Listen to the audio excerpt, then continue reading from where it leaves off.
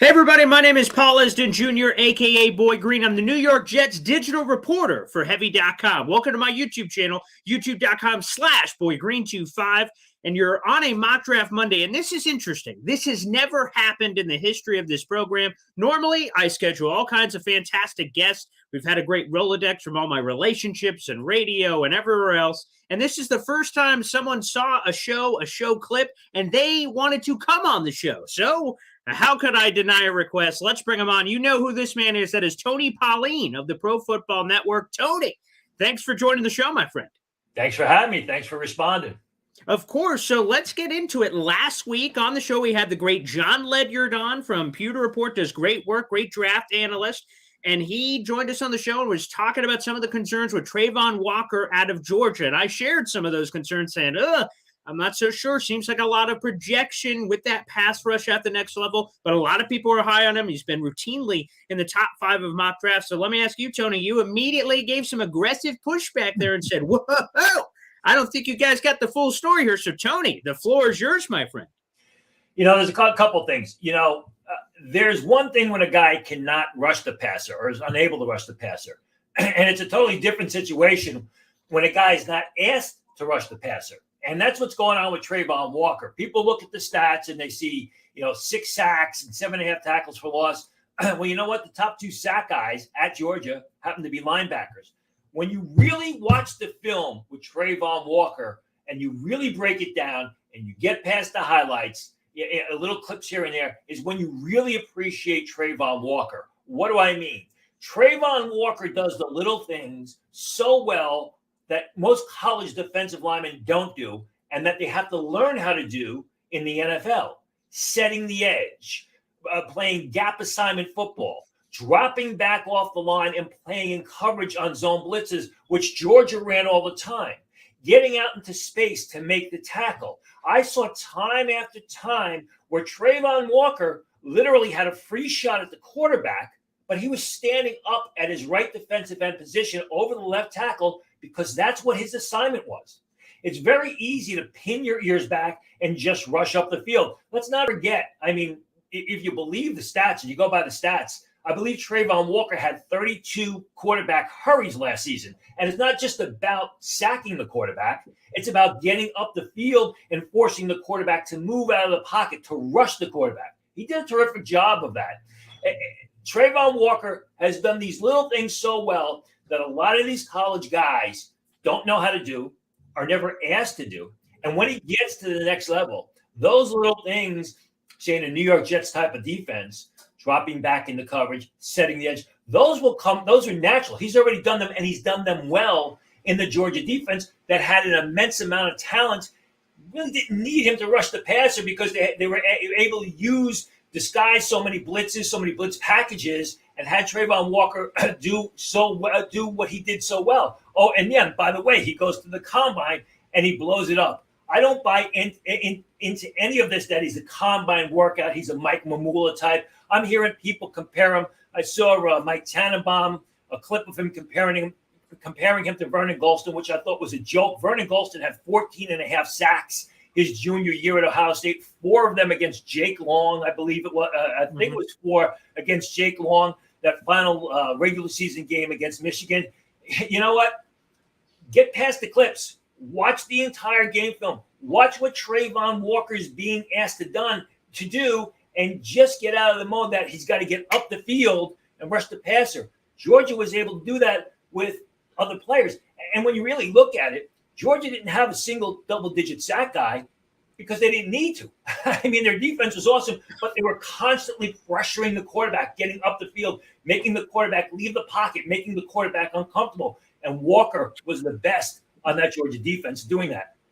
And I got to say, I love the passion. I love the compelling words from you, Tony. You're revving my engine a little bit on this Trayvon Walker stuff. So let me ask you, is the hype real? How high can he realistically go? What's kind of the floor ceiling of his draft stock, do you believe? Listen, I believe I was the first to put a story out there a week and a half ago that he is in the conversation with the Jacksonville Jaguars to be the first overall selection. I don't know that he's going to go that high, but he's absolutely in that conversation.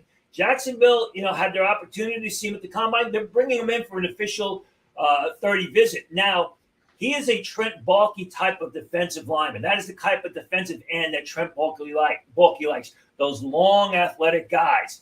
Whether Doug Peterson likes him and whether that's by Doug Peterson, if they come to a meeting of the minds there, remains to be seen. I could see him going 2 to the Detroit Lions. I could see him going 3 to the Houston Texans. I could absolutely see him going 4 to the New York Jets, who need a pass rusher.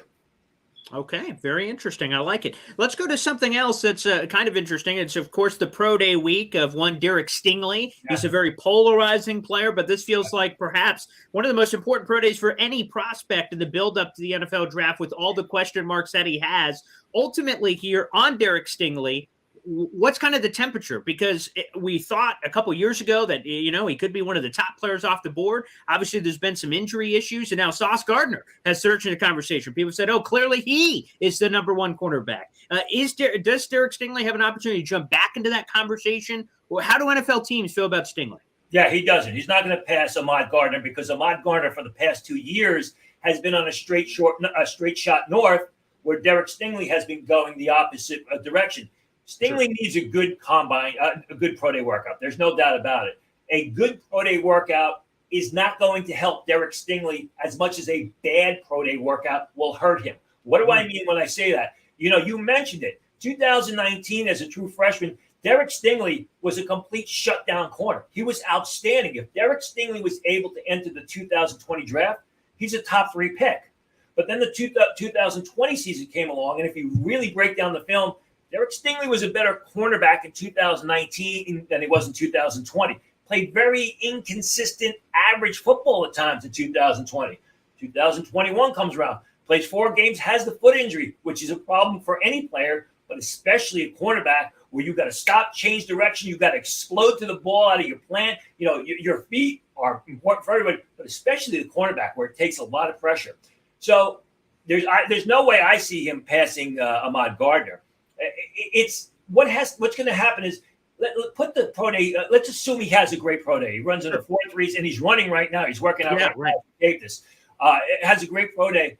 Teams are still going to have to go in that war room and decide which Derrick Stingley are we getting. Are we going to be able to go back and get that guy that we saw in 2019, where no one could complete a pass against him, and he was one of the most dominant defensive players in college football? Or are we going to get the guy in 2020 who was up and down, got beat by the Alabama receivers a bunch of times, and then followed up with a foot injury, which caused him to miss 2/3 of the season?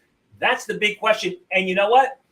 It's not going to end on draft day, because regardless of whether Derrick Stingley is the 12th pick of the draft or the 20th pick of the draft, we're not going to find out until the fall of 2022, 2023.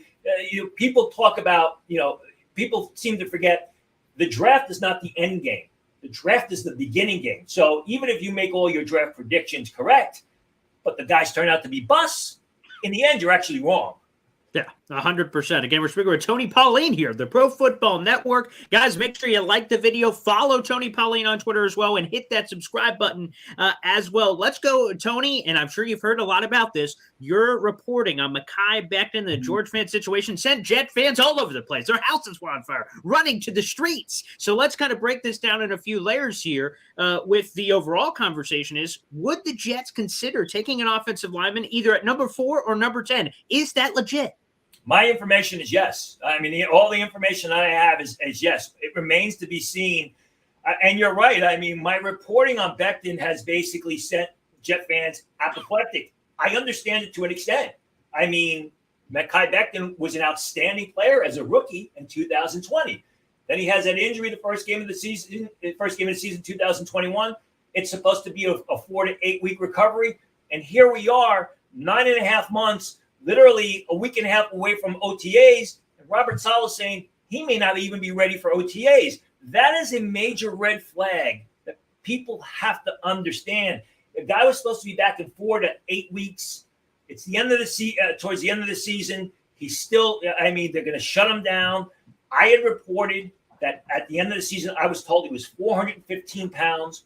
Weight has always been an issue for Mekhi Becton. And now you get into OTAs and, well, let's forget about OTAs. Even before OTAs, Robert Saleh is saying at the Senior Bowl, Mekhi Becton, he's not getting a left tackle job. He's going to have to compete against George Fant for that spot.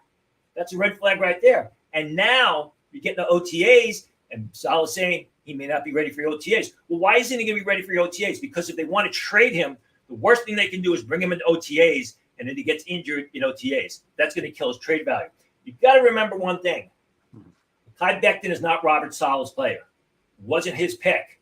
He basically, Robert Saleh inherited Mekhi Becton from Joe Douglas.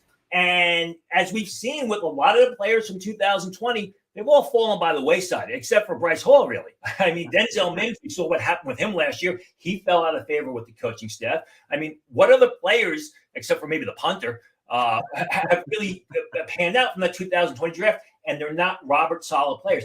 That is something else that has got to be factored in. As I reported earlier this week at Pro Football Network, when I talked about the offensive tackles, some of the coaches have told a few of the players the Jets intend to take an offensive tackle early. Now, as I said in the article, does early mean the 4th pick? Does it mean the 10th pick? Does it mean one of those 2 picks at the start of round 2? I don't have my thumb on the pulse on that yet. It seems to me all the information is they're going to take an offensive tackle early. Whether they trade Mekhi Becton, I don't know. But Becton's going to be, if he's not traded, if he's still on a team, he's going to have to compete for a spot. I do know they like Trevor Penning of Northern Iowa a lot. And as I said back in December, and I'm sorry to be jumping all around, said back in December, the coaching staff back then, they're done with Beckton. They just want to move forward with George Fant, who had a real good season last year. Because, Beckton is proven to this new coaching staff to be unreliable. They don't care what happened with Beckton in 2020. They want to see what's happening with 2021 and moving forward. And when the guy can't rehab what is basically a minor knee injury because he's not in shape, that's not a good thing. I also happen to think that the arguing with complete strangers on Twitter is not doing Beckton any favors.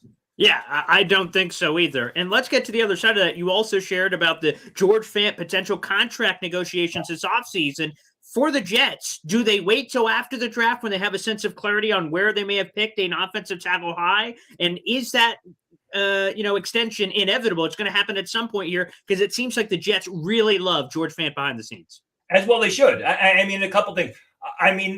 I had heard all along that it was something that they were going to get done, but there was no urgency to get it done. Mm-hmm. So I have not gotten any updates. I happen to think that you may be right. It's going to be a situation where it'll be after the draft, unless maybe they trade Beckton before the draft. Then they could do it right before the draft.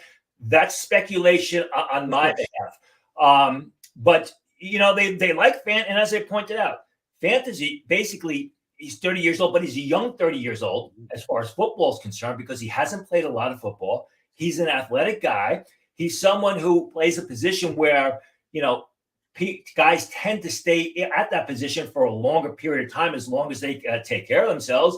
And Fant's a guy who always bets on himself. Remember, this was a guy who played basketball until his final year at Western Kentucky and said, why don't you try out for the football team? And has basically turned that over into a lucrative career for himself.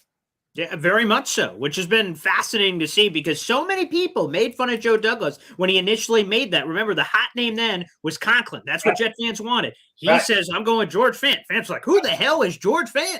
And then look, he's awesome. Let's go back to that because I actually reported on that, and I get grief, but I don't get the credit for it when it was happening because the Jets were very high on Conklin. They were going to make a big push to sign Jack Conklin. George Fant was one of their contingency plans, if you will. But what happened was, remember, Adam Gase was still the coach then. They felt that George Fant was a much better fit for the Adam Gase system because he was much more athletic, and Gase wanted wider sets on the offensive line. Offensive line spread out, and they felt that George Fant was more athletic, more agile, had an easier ability to adjust left to right to pick up the blitzes. That's why they fell off of Conklin when the numbers started going off and went to Fant. I think the big problem with Fant was he was constantly switched between left and right tackle, which isn't an easy thing, and he wasn't able to really develop at one position. When they stuck him at left tackle after Beckton's injury and they let him play there, we saw the development of George Fant throughout the 2021 season. Okay, let's go to a couple more nuggets here. You mentioned that the Jets like Trevor Penning. What else are you hearing? What other players are they dabbling in? There's a lot of breadcrumbs around this time of season. Some lies, some truths. Yeah. Who else do they like?